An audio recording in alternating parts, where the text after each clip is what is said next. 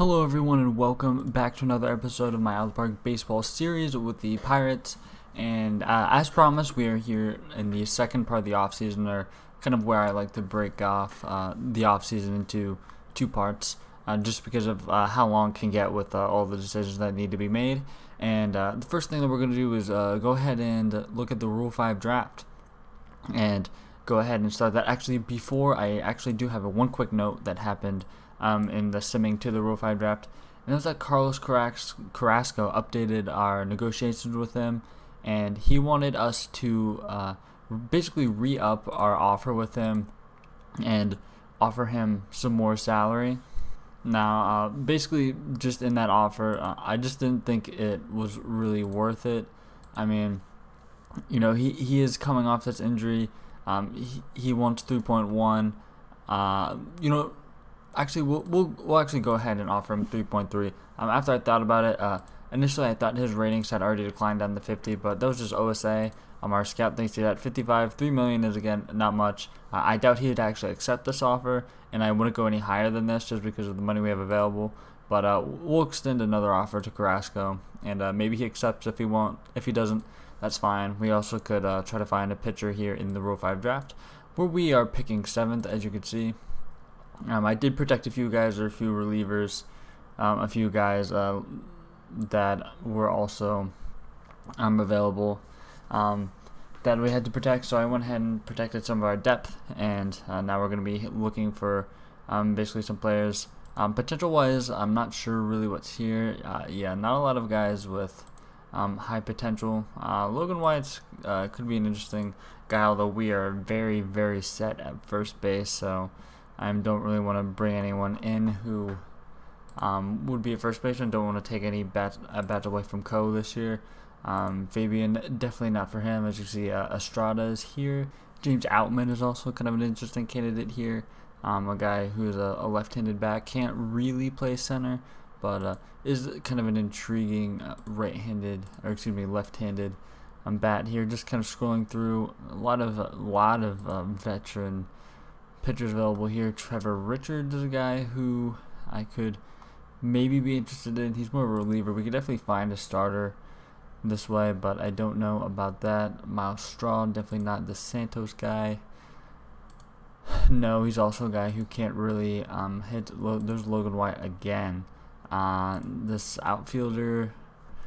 Okay, so this guy actually does look really interesting. He's a left-handed bat, left-handed throw, so he definitely have to probably replace Bowers as our left-handed bat in the outfield. But I think this guy could be awesome. I mean, already you see from ratings, he's a high-contact bat. I mean, he doesn't have much power, but he does have an absolute ton of gap power against righties. He never strikes out. I mean, it kind of just seems like this guy is just kind of built for PNC Park because of all the gaps there. Now, defensively, I mean, he doesn't have much range. He does have a good arm. He would be fine in either corner outfield spot. He also could possibly, he doesn't really have any infield rating, so he can't be used as a backup first baseman. But we're just going to go ahead and pick this guy. I think this guy is an incredible find here in this draft. And then also I want to go ahead, we'll sort by starting pitchers. I'm going to see if we could find a guy. Angel Zerpa here, definitely not. He definitely doesn't have good ratings. David Price, we won to sign last year, is here, and this Megden is also there. Not too many options here. Probably just have to kind of pick through the relievers here that are available. I mean, Andrew Brown's nothing special. Same thing with Efren Contreras here, Tyler Chatwood. I don't think he's much of a starter anymore, and I really don't want to bring him in anyways. There's just Matt Frisbee. No, he's also an extreme fly ball guy. Junior Garcia could possibly be interesting, but he's just not a starter, so I don't want to bring him in. Colton Hawk is also not a starter. He does have an interesting two-pitch mix. Other than that, I just don't see too much here. I don't want to scroll down and waste too much time, especially because none of these guys have particularly interesting ratings. So I think that honestly just might be at Sean Poppins in here. hopefully he doesn't get picked. I just noticed that. Honestly, Trevor Richards, just might be the person that we should go to here. I honestly think he's the best bet. So we're just gonna go ahead and take him, and then okay, yeah, our 40 man is filled up. So we'll have to take someone off, and I think I really don't want to send White down. I don't really want to send Bolton down either, or take him off the roster, but it just might have to happen here because I think Rodgers would be better for us, and I think he'll also try to have him be a starter for us this year. So we'll go ahead and pick him, and then that'll do that for that. He's also a very popular player, which can help us out since we're so low in that department. So we're going to go ahead and do that. Then we'll finish the Rule 5 draft. And then I think pretty much the only thing left in the offseason that I want to do is basically go over the Hall of Fame voting results, and then go ahead and look at some trades for like O'Neal Cruz and maybe someone else who we wouldn't really end up using this year. All right, looking at the Hall of Fame voting results here, no one actually goes ahead and gets in on this one. A lot of newcomers, a lot of kind of shifting of the guard in this year's Hall of Fame results. Adrian Beltre is one who got very close to getting in. He definitely will get in at some point. You'd also have to believe Carlos Beltran and Joe Mauer also are pretty likely to get in because they are pretty high up there and only in their first and second years. Also, a few guys to watch, maybe Victor Martinez. He got 37% of the vote in his first year. Holiday, also possibly interesting, 34%. Other than that, it'd be pretty hard to get in with more votes than that.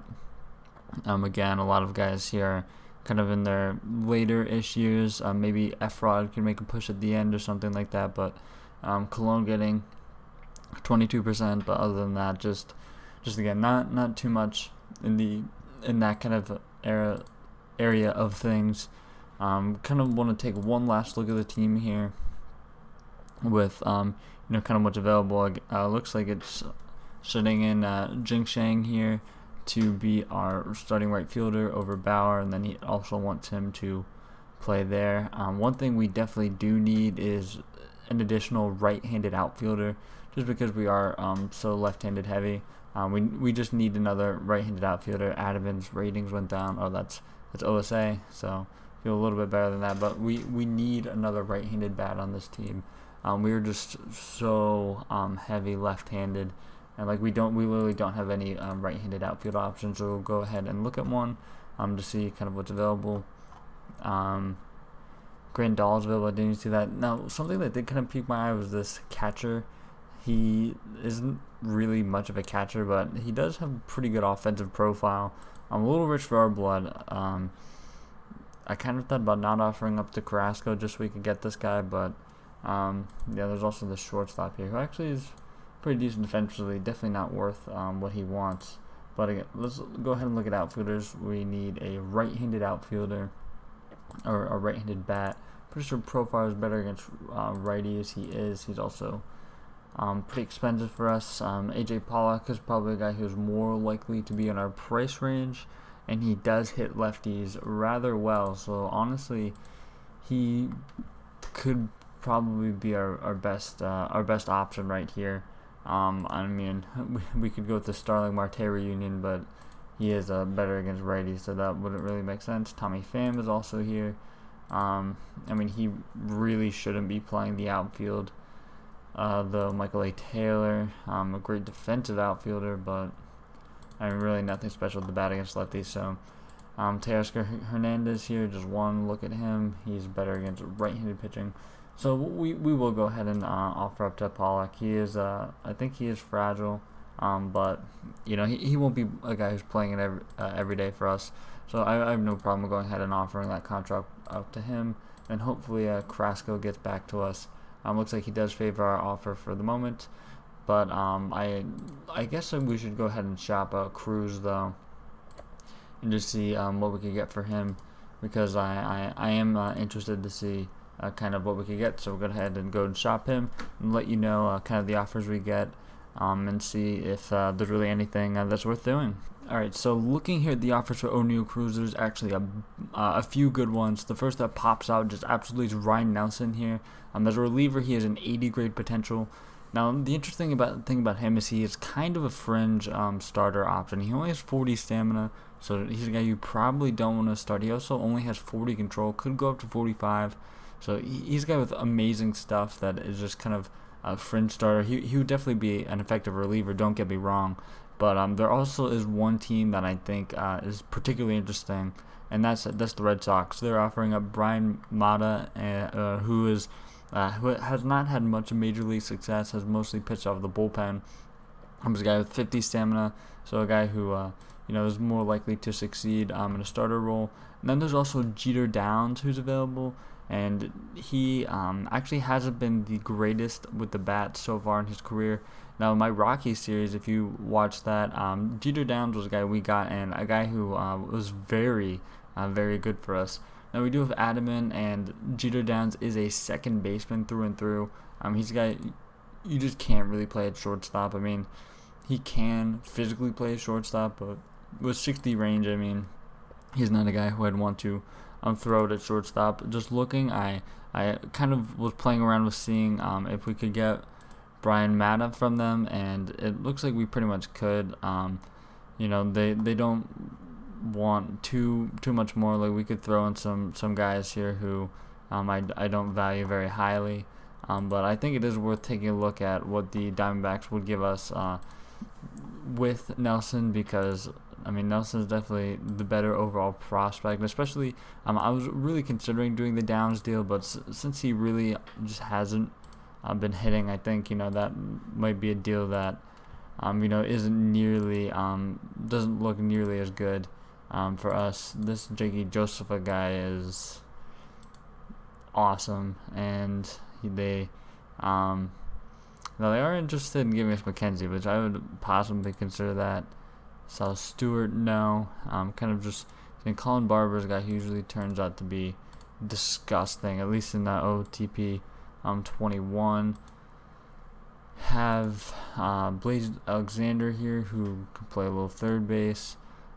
He's interesting. I'd be most interested in him as a first baseman, though, because of course we have Hayes, who takes that over pretty well. I don't think any prospects here. Maybe in the active roster we could find someone. Maybe a guy like Christian Robinson could be interesting. He has a right-handed bat. He is pretty. He does have pretty good potential there. Anyone here? Tristan McKenzie's again offered up. This 24-year-old starter is offered up. I honestly kind of like his ratings, though. So I think I might hold off on him. I definitely do think we're going to be dealing with the Diamondbacks. Cole Tucker is a guy they're interested in. This Thomas guy is definitely more of a reliever than starter kind of guy. Then I also want to kind of see Nick Gonzalez here, who could be a decent bat at second base. Although he is almost 25, he has been hitting the minor leagues, though. So that kind of makes me not want to deal him. So to be honest, I think it just has to be this guy. This deal is more than worth giving him up. Actually, no, it's going to be Thomas instead of that guy. Cole Tucker is also available, but I feel like we just need him on the Major League roster right now, and I just don't believe Thomas is going to be really anyone that we're interested in. Just kind of looking to see if we throw in a reliever here, maybe. I don't know if they would give us that guy. Bukauskas is here. Varsho is also available. He can't really catch, that's right. I think we might just be fine with this. See if they can get them to retain some money for this year. Anything, for the Pirates, and they really don't want to retain any money on it, and I guess that's fine. But we're getting two guys here who are barely even into their service time, who are dynamite players. They both got basically a year in. We get a huge right-handed bat. I don't remember who we went after, Pollock, but I think now we might need to make some corresponding moves, because getting Bauer off the books would be good for us. So we're going to go ahead and make a corresponding move now, because if we're paying Bauer, his went down, and there's just literally no spot for him now that we have Robinson on the team. So I think the first obvious move to do is just drop Bowers as soon as we can, get his $2 million off the books, so we can just basically free it up for something else. We're just trying to get a minor league minimum contract here. Not too much here. This guy's a reliever. He's on the minimum, not a minor league contract. Yadier Alvarez is getting offered up. This is kind of stupid, but I mean, do we just do this? Get a stud reliever for Bowers? I mean, I think we have to do this, even though this is like a stupid, kind of unrealistic trade. I mean, this guy doesn't really have much control, but I think we have to do this deal.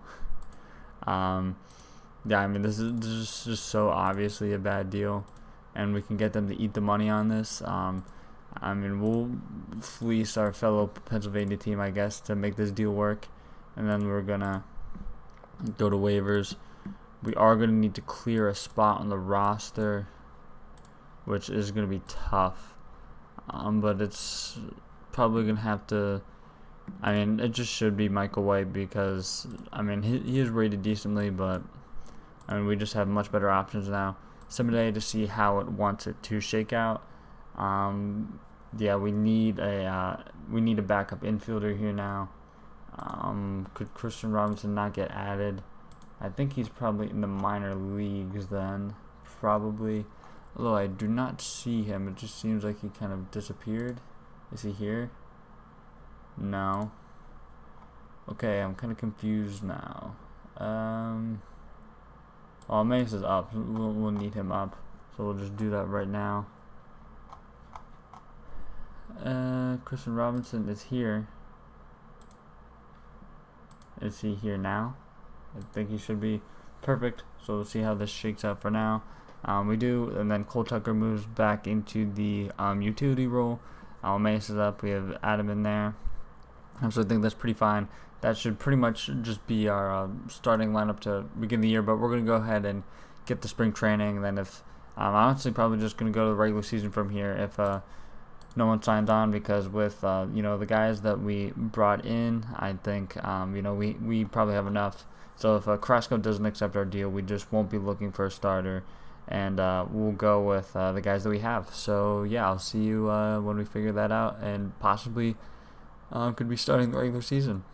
Alright, so actually before even the beginning of the preseason, we have some rather huge news, and believe it or not, it's not the fact that Carlos Carrasco signed on, so I put him on the 40-man and then the active roster. We put down, I sent down Piguero, who's just one of the depth shortstops that we have that is fine, but like he just doesn't have good potential, and I don't particularly like his ratings, so I decided to send him down, and it's whatever if he gets claimed. But the rule change, a new rule change came to the MLB in this OOTP, and that's that the minimum service time required to reach free agency has been increased to 7 years, which is a pretty big change for multiple reasons, but it's huge for us as the Pirates, a small market team, because now we'll have an extra year for our players to be under our team control. Nothing can happen to them.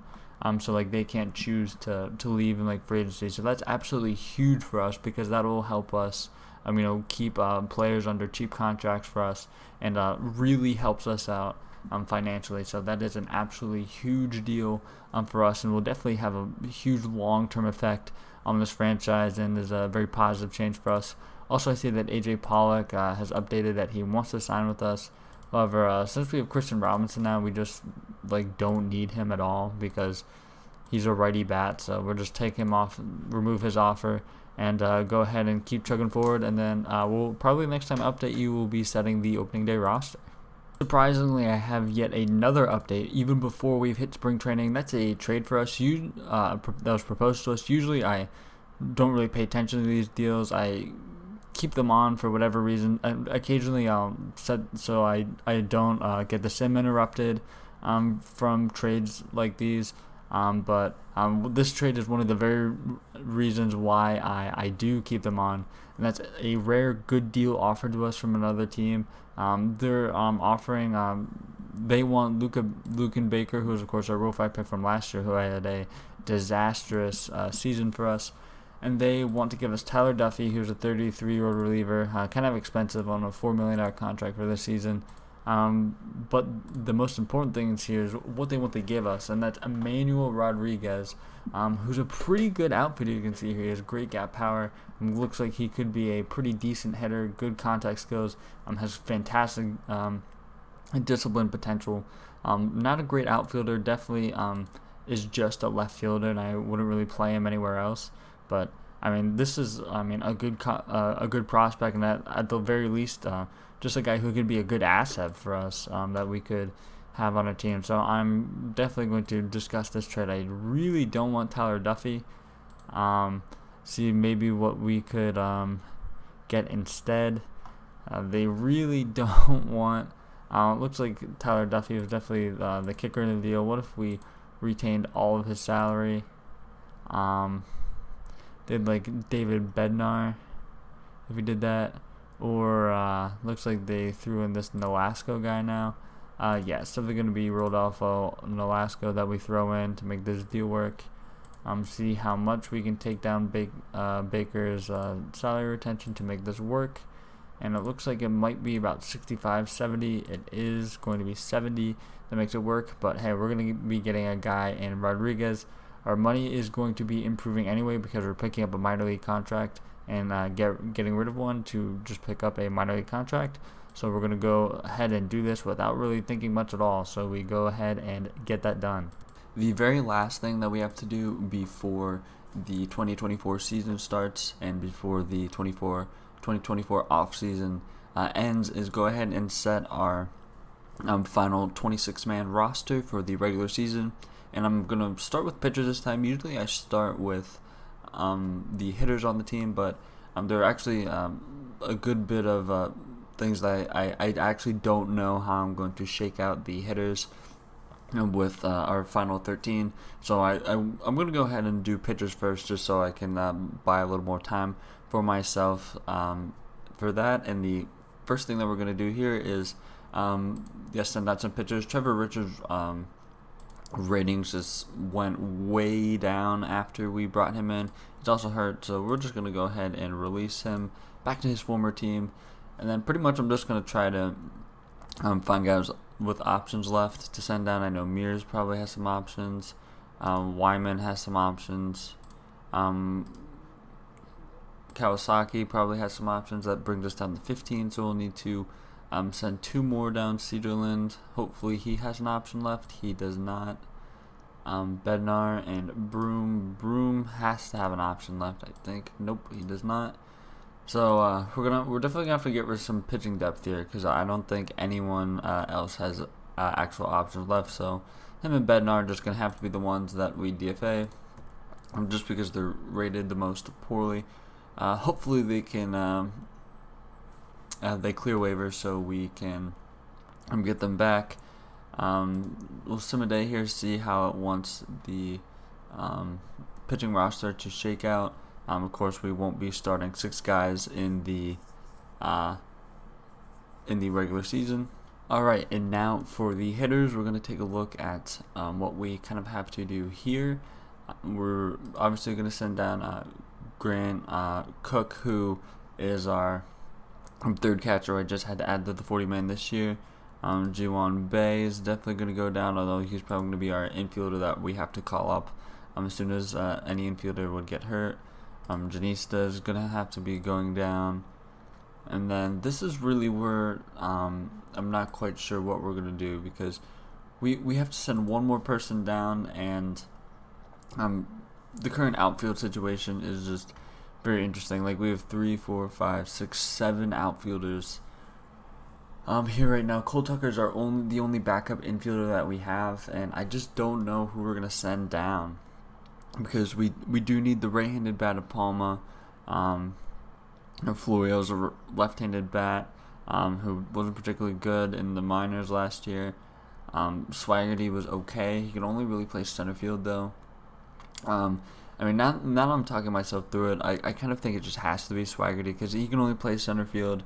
I'm not gonna send down guys like Jing Shang or Palma, just because we need Palma's right-handed bat on the bench. Like if we didn't have him on the bench, we literally would really have no one as a right-handed pinch hitters. I guess I could also send down Tochi, but I know that Swaggerty has options left, so we'll just go ahead and send him down. With the way Florial's ratings have progressed, I think that he could hopefully be good. And of course, if he's not, he should have options left, so we can just go ahead and send him down. If he's not, and we obviously have a Priester who's listed as a two-way player who really can't play much of the field at all, and he really can't hit that well either. But for a pitcher, he does hit better than average, and I basically leave him as a two-way guy just in case he can be used as a pinch hitter. He didn't really get much opportunity last year to play, but he never pinch hit.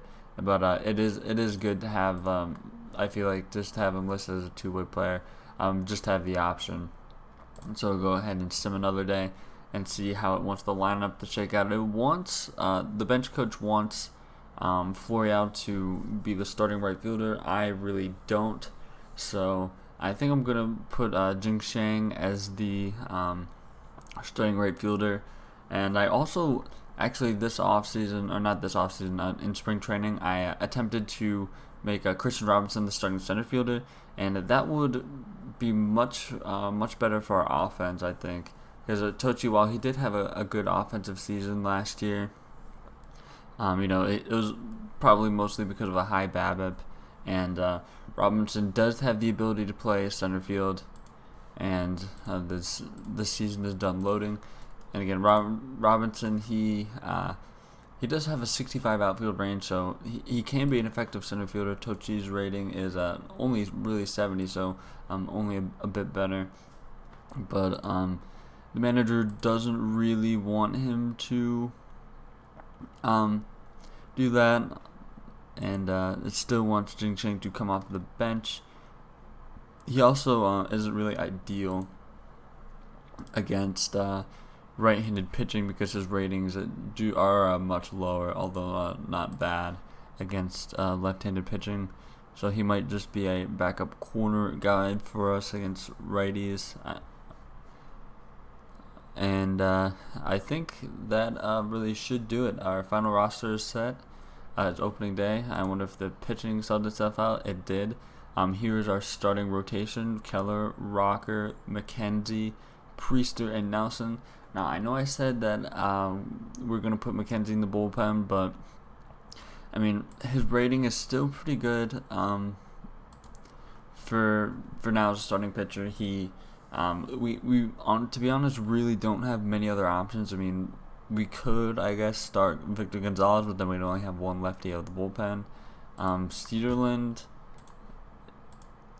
is a guy who, he has 35 stand-up, but he's only a two-pitch pitcher. We really are short of other options. Yadier Alvarez could maybe. He has the stamina, but his control rating is much lower than I would want it to be. I would never really even consider him. Reggie Lawson could maybe, but he's kind of in the same boat with McKenzie. McKenzie does actually have good control. Ryan Nelson, maybe. So McKenzie is definitely the best option we have available to us right now. So I'm just going to leave it at it as is, and then we'll kind of go from there. So that's going to do it for the episode. And the next episode will be kind of recapping the start to the season, and hopefully we get off to a good start. So thanks for watching, and I'll see you guys next episode.